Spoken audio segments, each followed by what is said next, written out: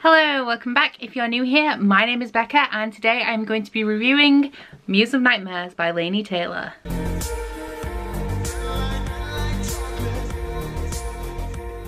So as some of you may know, Strange the Dreamer has been my favourite book that I have read of the year so far. So this was my most highly anticipated release of the year. Hodder and Stoughton kindly provided me with an ARC, so I thought that I would provide you with a review of this amazing, marvellous, beautiful book. So first off, I obviously gave it 5 stars because why wouldn't I? Like, I've been waiting so long for this book.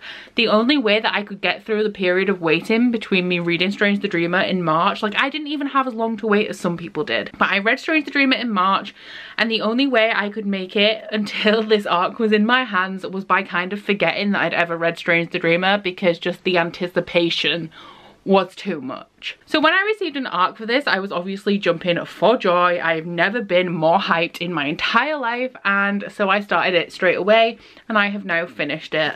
I have tabbed it up just a little because I like to tab like the most beautiful quotes to me, but there is definitely a lot in this that I absolutely adored. Now, I should have said this right at the beginning, but this is going to be non-spoilery, and it will be non-spoilery for Strange the Dreamer as well, because the way that I like to introduce people to Strange the Dreamer is just by telling them the very basics and letting them discover everything else for themselves, because it is such a beautiful adventure. Like, you need to just let the story take you away, and if you go into it knowing too much, then it kind of diminishes all the beautiful story weaving that Laini Taylor does with her awesome writing style. So I'm going to tell you about this book without telling you any details, which is going to be difficult, but we're going to roll with it. So the first thing that I'm going to tell you is this starts exactly where Strange the Dreamer finishes.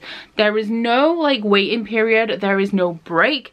Literally, Strange the Dreamer ends, Muse of Nightmares starts. This is a very isolated time period. It takes place over maybe 2 or 3. It's like 2 to 5 days this entire book takes place over, and it's a chunky book.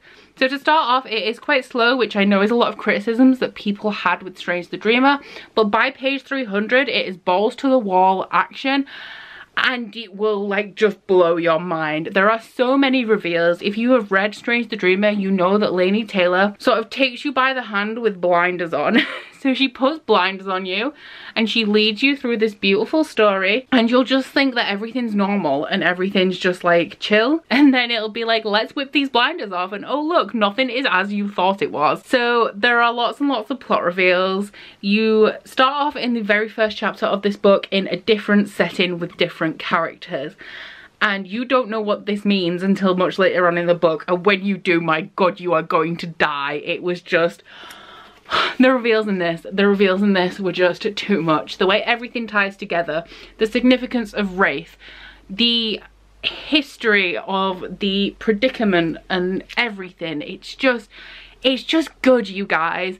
And I hate making book reviews because if I actually enjoy a book, all I can do is scream at you, it's good, 100 times. But guys, it's just so good. Laini Taylor, once again, has that beautiful poetic writing style that she is known for. I cannot give you any quotations because I have an ARC review copy and that is not allowed. But just know, it's absolutely beautiful. It's metaphoric, it's prosaical, it's purple, it's everything that you know from Laini Taylor is in this book. Also, Easter egg for you guys that have read her other trilogy, which I haven't, and I'm very sad about that, and I want to rectify that like now. There is a nod to Carew in this. I watched Pierre Ford's review of this book and she says that there is more than one, but I can't be sure because I haven't read the series, but I for sure know that there is one. And I have heard on Twitter, Laini tweeted, and so if Laini tweets it, then it must be true, but apparently the end of this book takes on a whole new meaning if you have read the other trilogy.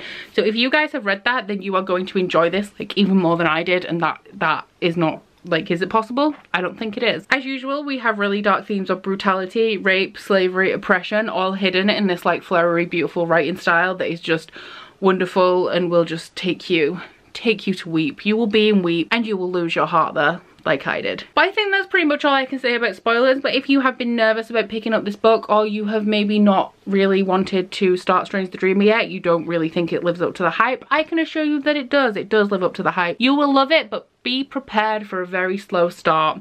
It's a slow book, but Laini's writing is beautiful, and to me that makes it kind of worthwhile, but I know that won't be the same for everybody, so just be aware of that. If you can handle a little bit of slow pacing, then you will absolutely adore this duology. I have no doubt. It is wonderful, and when you have finished, come back to me and tell me how much you love it. And if you're wondering if I don't really love it, let me tell you that by the time my pre-orders come in, I will have 3 copies of this book and 3 copies of Strange the Dreamer. I am obsessed and I need help. So that about wraps up my review for Muse of Nightmares. Please let me know if you are going to pick up this book. Have you read it yet? What did you think? Let me know all about down in the comments below. Please also don't forget to like this video if you liked it and subscribe if you want to.